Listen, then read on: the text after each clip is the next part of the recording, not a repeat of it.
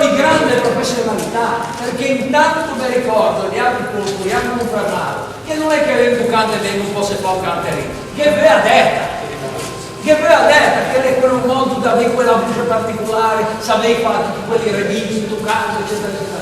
Quindi anche essere canterini ha una cosa particolare. Loro sono molto bravi, sono un gruppo Canterini Valdisagno, presidente l'amico Pitaluga Elio, che purtroppo non è a Selo, ma dico mia fama, non mi dispiace, che sono i cook, quindi ce l'abbiamo con noi sicuramente con qua, e Paolo Sobrero, che è un po' diciamo di viaggio.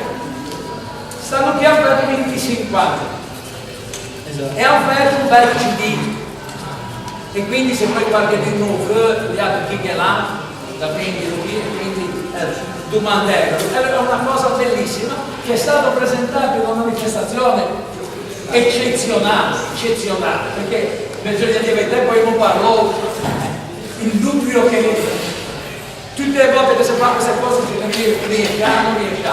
C'è stato un pienome al Modena e la gente non sa ma dove sta, io non ho mai visto la gente fino a di palchetti piedati, tutto bimbi.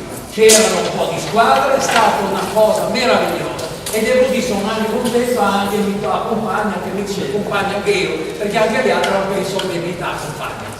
E c'eravamo, una cosa che mi devo rifare i complimenti, che lo sapete, lo capite varie volte, e li rifaccio di nuovo, è stata una questione. Un grande applauso perché